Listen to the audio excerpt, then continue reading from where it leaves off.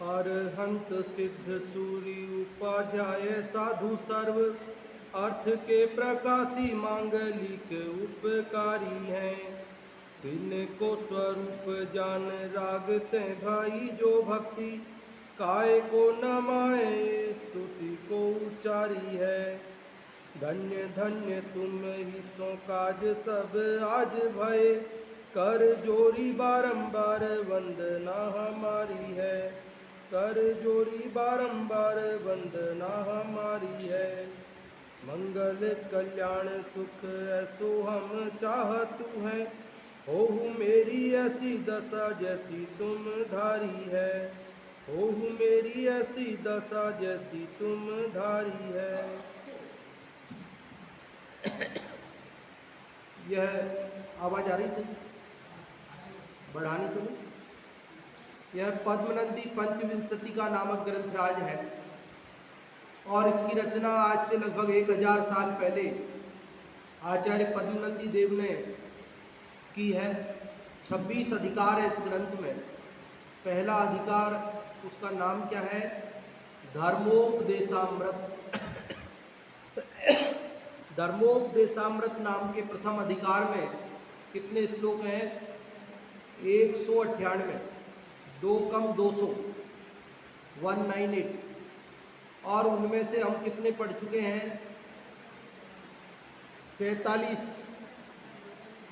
आज हम 48वां श्लोक पढ़ते हैं। देखो, कल 47वें श्लोक में हमने पढ़ा और उसके पूर्व भी 3-4 श्लोकों में पढ़ा कि मुनिराज की कैसी भावना वर्तती है। तृण रत्न आदि सब में समान बुद्धि रहते हैं और उन्होंने कहा कि भाई वे ऐसा विचार करते हैं कि हम अनेक बार तो राजा बने हैं, अनेक बार कीड़े बने हैं। इस संसार में सब कुछ क्षणभंगुर है, सुख और दुख सदा रहता नहीं है। इसलिए जरा सा सुख आने पर, पुण्य का उदय आने पर हर्ष क्या करना और जरा पाप का उदय आने पर विषाद शोक क्या करना, ये बात हमने पढ़ी। अब इस प्रकार की जो उनकी भावना वर्तती है, उस भावना से क्या होता है?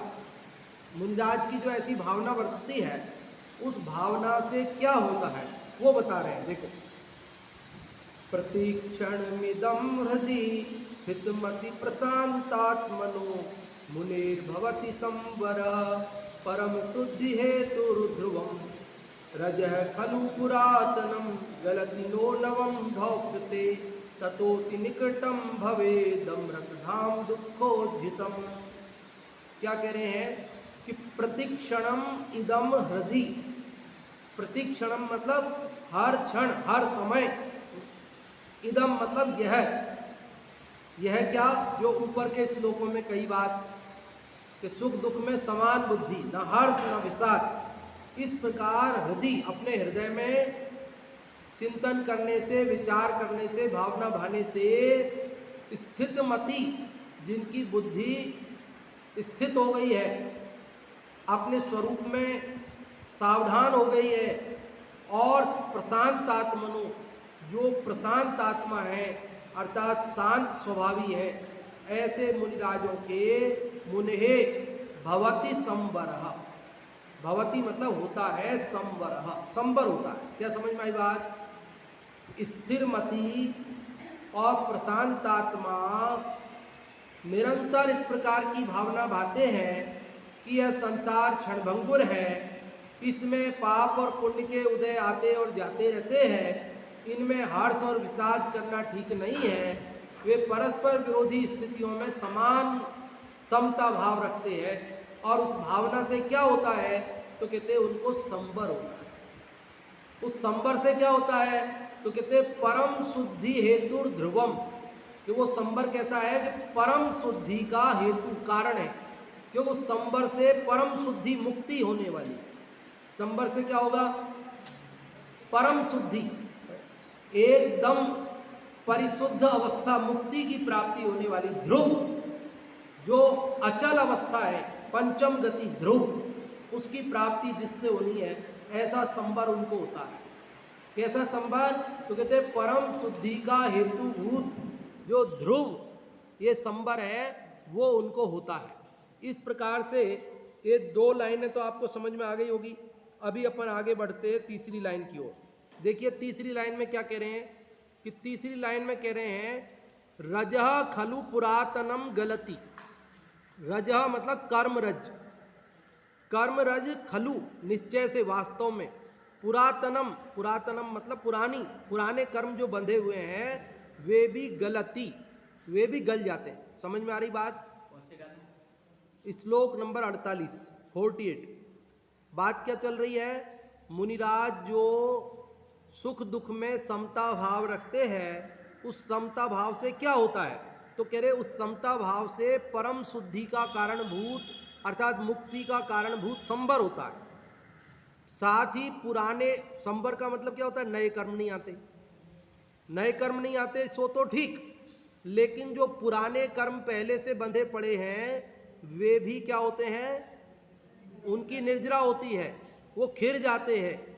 और नो नवम ढौकते, नो मतलब नहीं, नवम मतलब नए कर्म, ढौकते आते मतलब नए कर्म आते नहीं है। समझ में आ गई बात? उनको संवर होता है।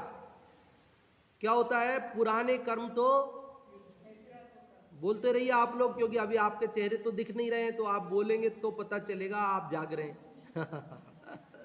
हाँ जी, हम कहाँ, हम कैसे अशुभ में, शुभ में और शुद्ध से। यहाँ क्या कह रहे हैं कि जो सुख दुख में समता भाव रखते हैं उससे संवर होता है। क्या होता है? संवर किसका कारण है? मुक्ति का कारण है। पुराने कर्मों का क्या होता है? और नए कर्मों का क्या होता है? कि आते ही नहीं है, नए आते नहीं है, पुराने खिर जाते हैं। ततोति निकटम, ततो मतलब इसलिए, ततः इसलिए, अति निकटम बहुत पास आ जाता है, भवेत होता है, अमृत धाम सुख का घर, दुखोज्झितम दुख से रहित, दुख से रहित सुख का घर अर्थात मुक्ति। अमृत धाम मतलब क्या? मोक्ष। दुखोज्झितम मतलब दुख से रहित। क्या है दुख से रहित? संसार तो दुख से रहित है नहीं, मोक्ष। तो कहते दुख से रहित अमृत स्वरूप जो मोक्ष है वो अति निकटम भवेत, क्या होता है? बहुत पास हो जाता है। समझ में आती है बात? देखो सुख दुख में समता भाव रखने का कितना फल बताया, सुख दुख में समता भाव रखने का इतना फल बताया कि उससे संवर होता है, पुराने कर्म खिरते हैं, नए कर्म आते नहीं हैं और मुक्ति निकट हो जाती है अर्थात मोक्ष उनको प्राप्त होता है शीघ्र ही। तो इस प्रकार से इस 48वें श्लोक के माध्यम से हमने यह बात मुनिराज के संदर्भ में समझी।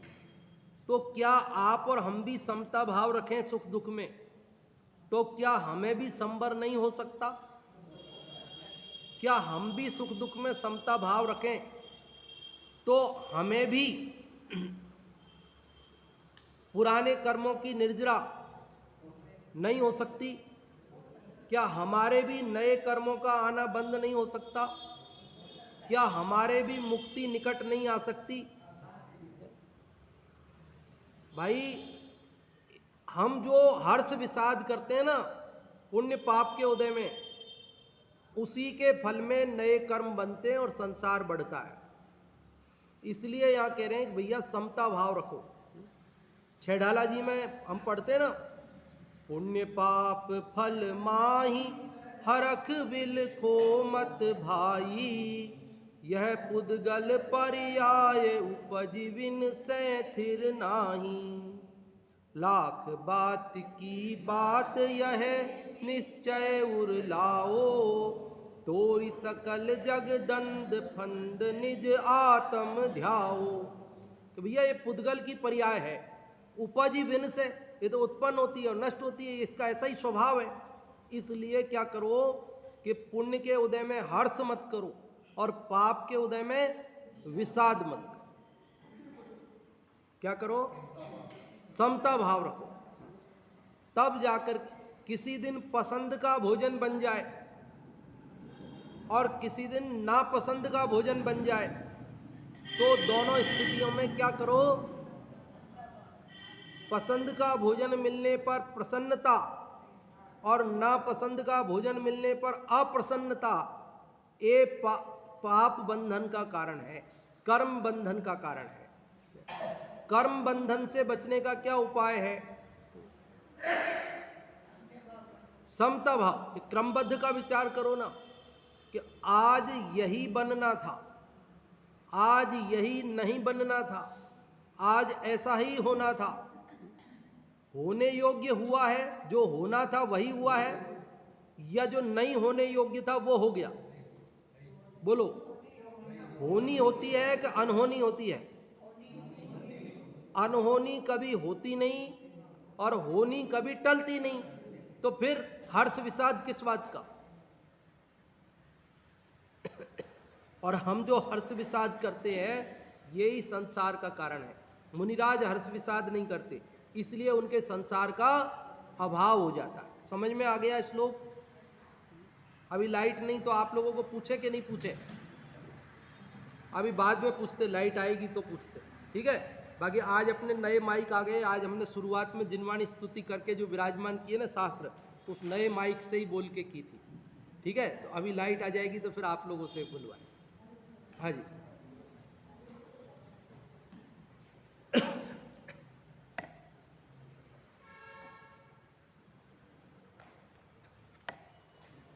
परम शांत स्थिर मति मुनि प्रतिक्षण करते हैं उक्त विचार, इससे परम शुद्धि उत्पादक होता परिणति में संवर। आत्म प्रदेशों में पहले से बंधे कर्म खिरने लगते, नए न आते दुख रहित अमृतमय मुक्ति निकट बसे। क्या करे? परम शांत और स्थिर मति मुनिराज के प्रतिक्षण उक्त प्रकार का विचार करने से, उक्त प्रकार का मतलब जो पूर्व श्लोकों में कहा है। पूर्व श्लोकों में कैसा कहा था कि वे विचार करते हैं कि हम अनेक बार वैभवशाली राजा बने हैं, हम अनेक बार क्षुद्र कीड़े बने हैं, हम इस क्षणभंगुर संसार में कुछ भी निश्चित नहीं है, सुख और दुख आते और जाते रहते हैं, इसलिए सुख में क्या मोद, क्या हर्ष, और दुख में क्या विषाद, क्या शोक, इस प्रकार से वे विचार करते हुए समता भाव धारण करते हैं। उस समता भाव का क्या फल होता है कि उनको परम शुद्धि का जनक जो संबर है वो परिणति में प्रकट होता है। आत्म प्रदेशों में जो पहले से बंधे हुए कर्म है वे खिर जाते हैं और नए आते नहीं हैं। इस प्रकार वे मुक्ति के निकट पहुंचते जाते हैं। हाँ जी, समझ में आया सभी को? बोलो हाँ जी के ना जी? हाँ जी या ना जी?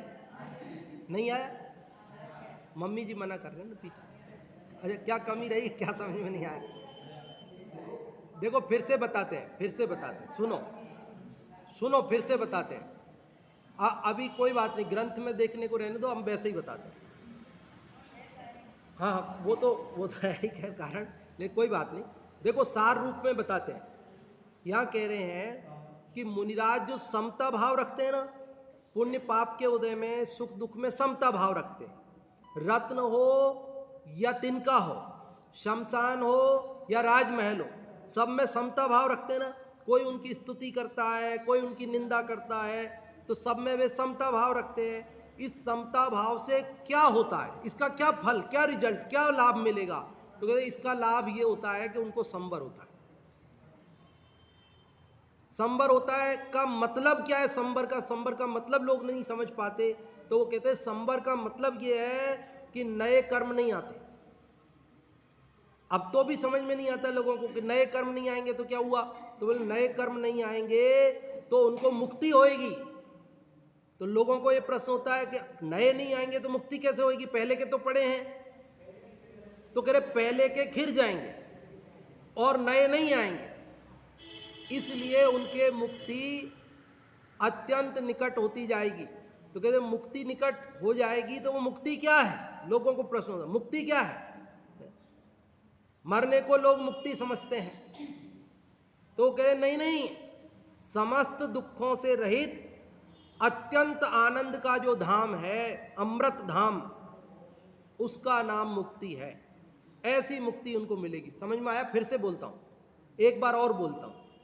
यहां कह रहे जो समता भाव रखते हैं ना परस्पर विरोधी स्थितियों में संसार में, उससे संबर होता है। तो हर्ष विषाद करते हैं तो कर्म आते हैं, समता भाव रखते हैं तो कर्म नहीं आते, और कर्म नहीं आने पर संबर होगा। कर्म नहीं आने का नाम ही संबर है, और संबर होगा तो मुक्ति होगी।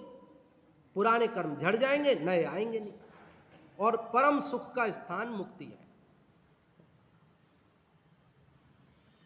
लेकिन वो हर्ष विषाद कैसे मिटेंगे, वो भी बात अपन ने की थी, आज तो नहीं की, एक दो दिन पहले, कि वो भी आत्मा के आश्रय से हर्ष विषाद मिटेगा। अगर दृष्टि पर पे रहेगी तो हर्ष विषाद हुए बिना नहीं रहेगा। जब समता भाव नहीं आएगा, पर से दृष्टि हटकर निज पर आएगी, जिनेंद्र भगवान के बताए हुए मार्ग की श्रद्धा होगी कि जो जो देखी वीतराग ने सो सो होसी वीरा रे, ऐसा जो क्रमबद्ध का श्रद्धान होगा तो सुख दुख में समता भाव आएगा। तब उसे लगेगा ना भाई जो होने योग्य है वो हुआ, आज से अनंत काल पहले केवली भगवान ने ऐसा ही जाना था, मैं क्या कर सकता हूं। तब उसको शांति आएगी, तब समता भाव आएगा। अगर उसे ये लगेगा नहीं मैं बदल सकता था, जरा सा मैं चूक गया, मैंने ऐसा नहीं किया, मैं ऐसा करता, मैंने डिसीजन गलत कर लिया, मैं उसको ये जवाब देना चाहिए था, मैं चुप रह गया, उस समय ठीक से जवाब नहीं दे सका, ऐसा पछतावा चलता रहेगा तो हर्ष विषाद होता रहेगा। नहीं तो लगेगा नहीं नहीं मैंने ईंट का जवाब पत्थर से दिया, जोरदार, बिल्कुल। तो ये हर्ष का कारण बनेगा, विषाद का कारण बनेगा। लेकिन यहाँ कह रहे तो भैया जो जिस समय जवाब निकलने की योग्यता थी, उस समय जो भाषा वर्गना के परमाणुओं को उस रूप ही परिणमन करना था, मेरे कर्म का उदय तदन रूप ही था, क्रमबद्ध ऐसा ही था, सर्वज्ञ भगवान ने ऐसा ही देखा था, नाना भांतियों से वह उसका विचार करता है, अपने स्वरूप का विचार करता है, तो समता भाव आता है, उससे संबर होता है। समझ में आ गई बात? आप में से कोई एक जना एक आध लाइन में सार बोल के बता दो, फिर आगे बढ़ते हैं, एक और पढ़ते हैं।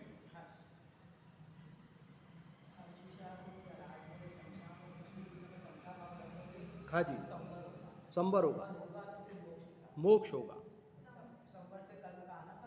कर्म का आना बंद हो जाएगा तो मोक्ष हो जाएगा।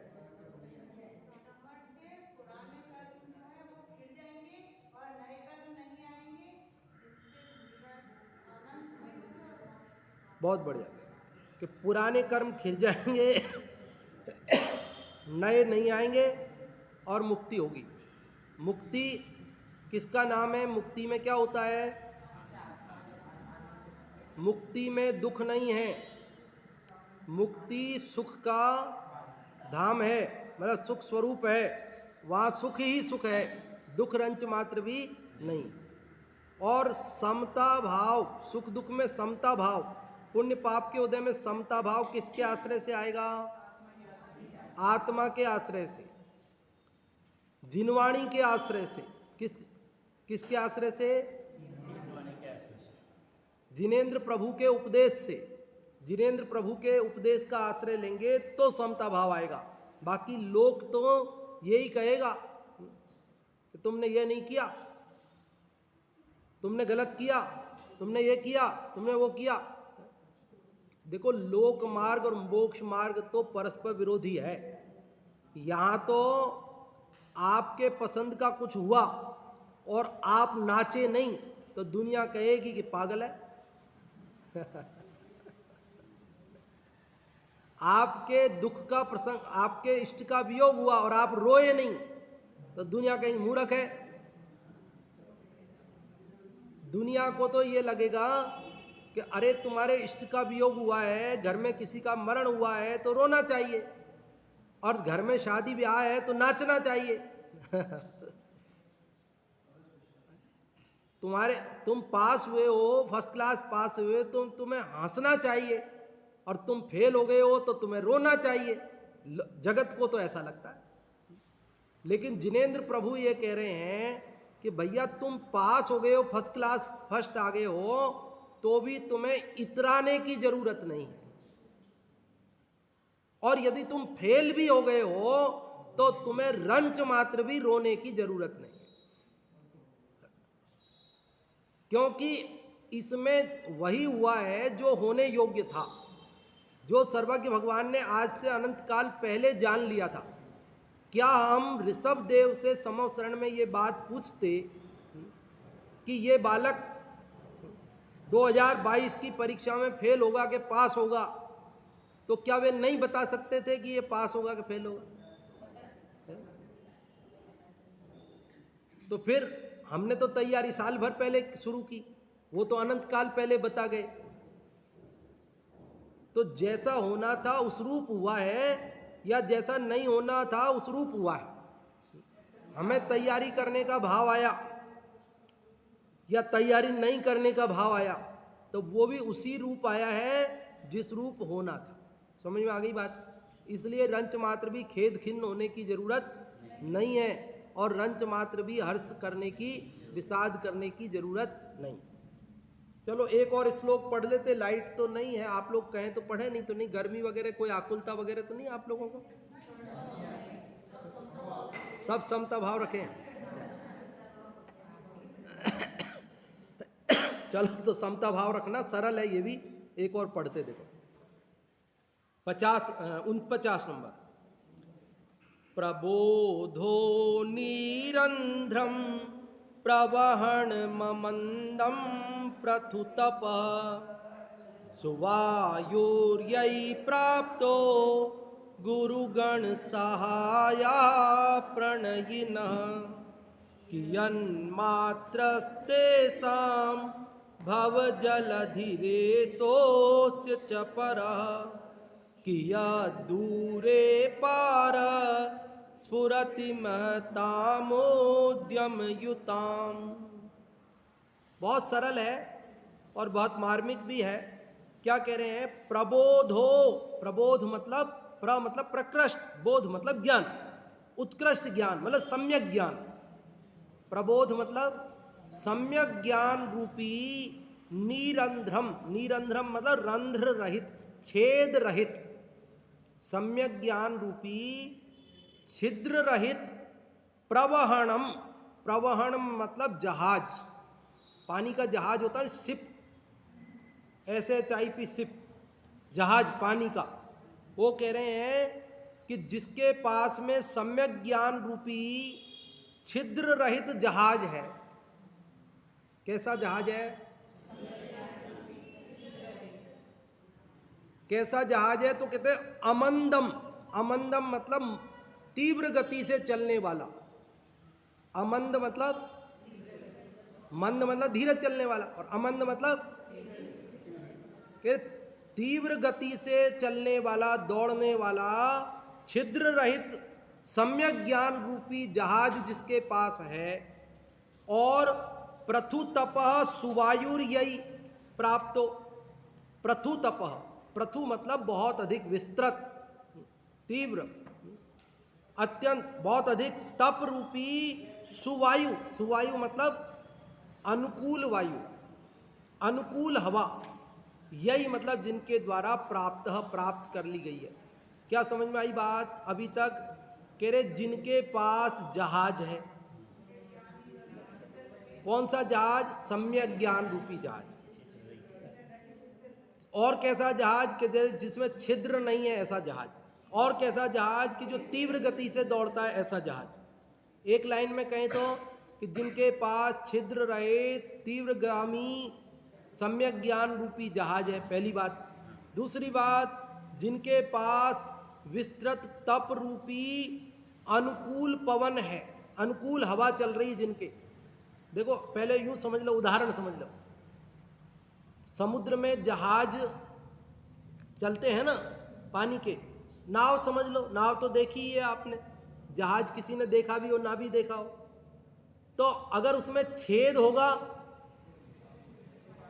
देखो, जिसके पास जहाज ही नहीं होगा वो तो समुद्र से पार जा नहीं सकता। समुद्र है, कोई तालाब तो है नहीं कि आप तैर के पार कर लो। समुद्र है, तो समुद्र को पार करने के लिए जिसके पास जहाज नहीं होगा वो तो पार वैसे ही नहीं हो सकता। जहाज हो लेकिन उसमें छेद हो तो क्या होगा? तो भी पार नहीं हो सकता, पानी भर जाएगा, डूब जाएगा। अच्छा, छेद भी नहीं हो, बिना छेद वाला जहाज हो लेकिन स्पीड इतनी धीमी हो, 10 की स्पीड से चलता हो, तो अब समुद्र तो इतना विशाल है, कब पार जाओगे भाई? आप पार पहुंचोगे तब तक आपकी आयु पूरी हो जाएगी। आप पार पहुंचोगे तब तक आपका राशन पानी खत्म हो जाएगा उसमें। आप पार पहुंचोगे तब तक कोई तूफान आ गया तो रास्ते में वैसे ही डूब जाओगे।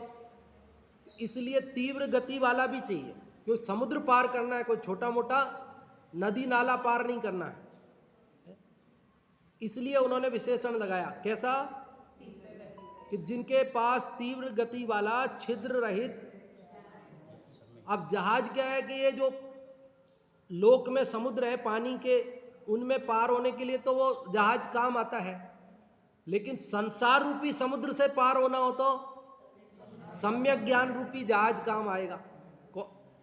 यहां वो पानी वाला जहाज तो काम आएगा नहीं, संसार रूपी समुद्र से पार होने के लिए तो कौन सा जहाज चाहिए?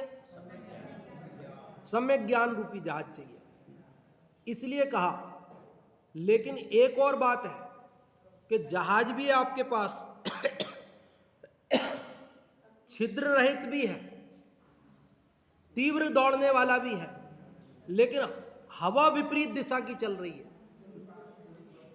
विपरीत दिशा से हवा आ रही है, सामने से तेज हवा चल रही है, तो भी आप पार नहीं जा सकते। अगर पीछे से हवा आ रही है, आप जिस दिशा में जा रहे हो उधर धकेल रही है, अनुकूल पवन, तो आपका जहाज आसानी से पार जाएगा। इसलिए पार होने के लिए जहाज चाहिए, फिर अनुकूल हवा चाहिए। हवा भी कैसी चाहिए? मतलब आप जिधर जाना चाहते हो उधर धकेलने वाली, विपरीत दिशा से आने वाली नहीं। और तीसरी चीज चाहिए, आपका जो ड्राइवर है ना वो भी कुशल चाहिए। आपके पास छिद्र रहित तीव्रगामी जहाज है, अनुकूल हवा चल रही है, लेकिन आपका नाविक जो है ना वो कुशल नहीं है, होशियार नहीं है, तो क्या करेगा? वो डुबा देगा। 3 चीजें समझ में आ गई आपको? संसार का जो ये साधारण समुद्र है पानी का, उस समुद्र से पार होने के लिए 3 चीजें चाहिए। जहाज चाहिए, अनुकूल पवन चाहिए, और कुशल नाविक चाहिए, है ना? क्या बोलते हैं वो जहाज चलाने वालों को, पता नहीं, वो हवा, ये जो एयरप्लेन चलाते हैं उनको तो वो पायलट बोलते हैं। अब ये पानी के जहाज चलाने वालों के लिए कोई अलग नाम होता हो तो वो समझ लेना, है ना? नाविक या जो भी, नाविक ही बोलते हैं, सेलर, इंग्लिश में सेलर बोलते हैं, हिंदी में जो भी हो वो समझ लेना, सेलर बोलते हैं ना। हाँ, तो समझ में आ गई बात आपको ना? तो यहाँ कह रहे हैं, अब आपको लोक का समुद्र जो साधारण है वो पार करने की विधि तो आ गई ना।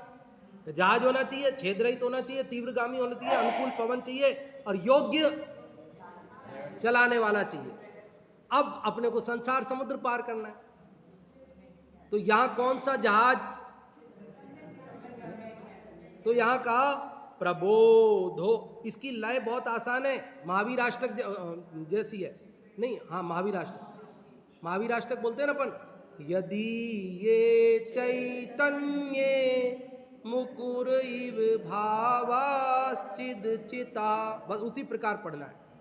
प्रबोधो निरंध्रम प्रवहण ममंदम प्रथुतप सुवायुर्यै प्राप्तो गुरुगण सहाया प्रणयिनः। समझ में आई बात? प्रबोधो निरंध्रम, छिद्र रहित सम्यक ज्ञान रूपी तीव्रगामी प्रवहन, मतलब जहाज जिनके पास है, प्रथु तपः सुवायुर यही प्राप्तो, यही मतलब जिनके द्वारा प्राप्त की गई है। क्या प्राप्त हुई? जिनको प्रथु तप सुवायु, प्रथु तप मतलब विस्तीर्ण तप, बहुत अधिक तप रूपी अनुकूल हवा जिनके प्राप्त हुई है, और गुरुगण सहाया प्रणयिन, प्रणयी, प्रणय मतलब स्नेह, स्नेही, आपके से जिनको स्नेह है, ऐसे गुरुगण, गुरुओं का गण मतलब समूह सहायक बन गया है। नाविक कौन? गुरु। गुरु नाविक है संसार समुद्र को तारने में। नाविक कौन है? गुरु।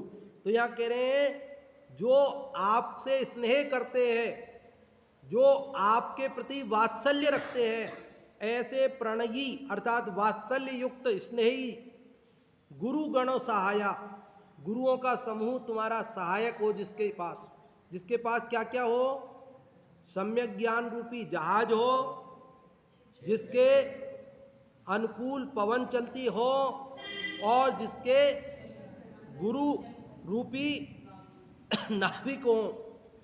कियन मात्रस तेसाम भव जलधि, कियन मात्रम तेसाम भव जलधि, कियन मात्रम मतलब कितना सा है, कियन मात्रम मतलब कितना सा है, तेसाम उनके लिए, भव जलधि संसार रूपी समुद्र उनके लिए क्या है?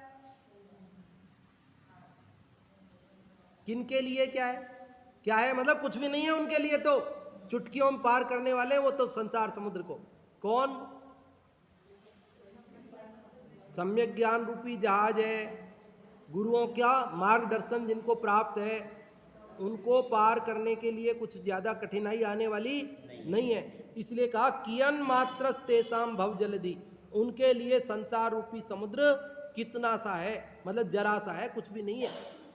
एसोस्य च परह कियत दूरे पारह, और इसका पार पाना भी कितना दूर है, मतलब कुछ भी दूर नहीं है, वो इसको पार जाना भी उनके लिए बहुत पास है, कोई ज़्यादा कठिनाई वाली बात नहीं है उनके लिए। स्फुरति महताम उद्यम युताम, महताम महान और उद्यम युताम जो उद्यमशील लोग हैं, जो उद्यम पुरुषार्थी जीव हैं, उनके लिए कुछ भी पार जाना कठिन नहीं है, वे तो शीघ्र ही संसार समुद्र से पार चले जाते हैं। पूरे श्लोक का अर्थ समझ में आया होगा। एक बार फिर से मैं बोल देता हूँ, फिर हिंदी वाला पढ़ते हैं कि जिनके पास छिद्र रहित तीव्रगामी सम्यक ज्ञान रूपी जहाज है, जिनके पास विस्तीर्ण तप रूपी अनुकूल पवन है, जिनके पास स्नेही गुरुओं का समूह है, उनके लिए यह संसार समुद्र कितना सा है। उन महान पुरुषार्थी जीवों के लिए संसार सागर से पार होना कोई कठिन नहीं है, कोई दूर नहीं है, आसान है, सरल है। आप में से जो भी इसका भाव बोलना चाहें बोल दें। हाँ जी, हाँ जी, हाँ,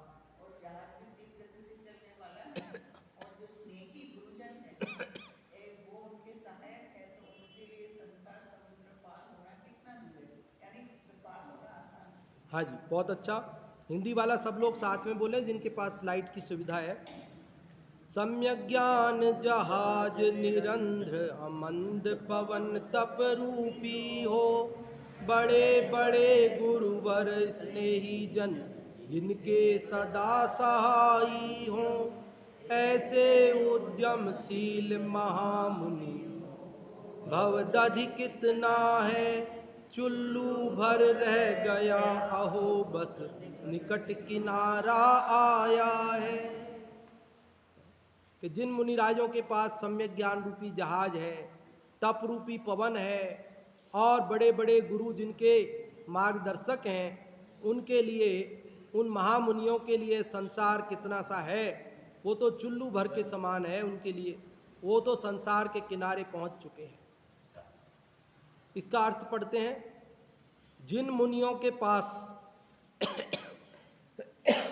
छिद्र रहित सम्यक ज्ञान रूपी जहाज मौजूद है, अमंद विस्तीर्ण तप रूपी पवन भी जिनके पास है, तथा स्नेही बड़े बड़े गुरु भी जिनके सहाई हैं, उन उद्यमी महात्मा मुनियों के लिए यह संसार रूपी समुद्र कुछ भी नहीं है, तथा इस संसार रूपी समुद्र का पार भी उनके समीप में ही है।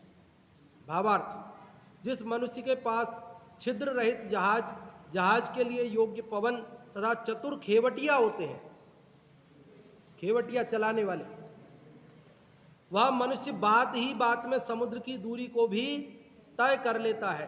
पार उसी प्रकार जो मुनि सम्यक ज्ञान के धारक हैं, विस्तीर्ण तप के करने वाले हैं और जिनके बड़े बड़े गुरु सहाई हैं, वे मुनि शीघ्र ही संसार समुद्र से तिर जाते हैं तथा मोक्ष उनके सर्वथा समीप आ जाता है। गुरु सहायक है मतलब गुरु हाथ पकड़ के पार लगा देते हैं, ऐसा जो स्वयं अपने आत्मा को अपना गुरु बनाते हैं, वास्तव में उन्हीं के गुरु सहायक करते हैं। जो अपनी मदद करते हैं उनकी मदद दुनिया करती है, और जो खुद की मदद नहीं करते हैं उनकी कोई मदद नहीं करती। समझ में आई बात? अरे भीड़ में यदि आप खड़े रहो तो भीड़ धक्का दे के चला देगी आपको चलने की जरूरत नहीं। लेकिन अगर गिर गए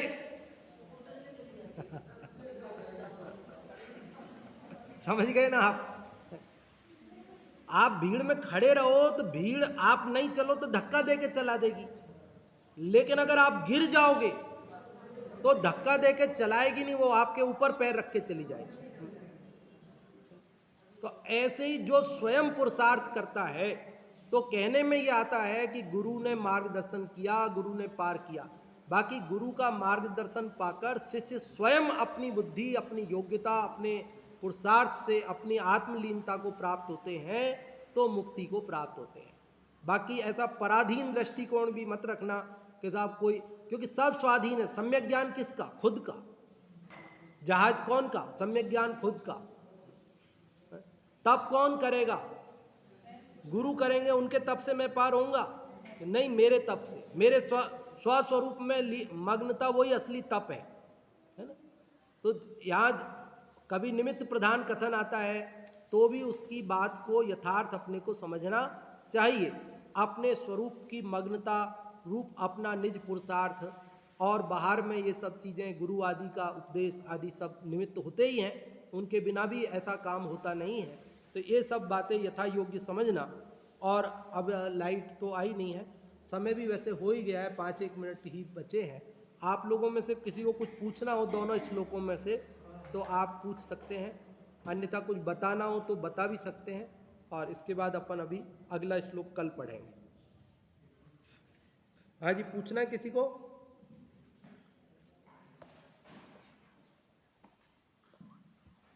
नहीं पूछना, इसका मतलब सबको सब बात समझ में आ गई है।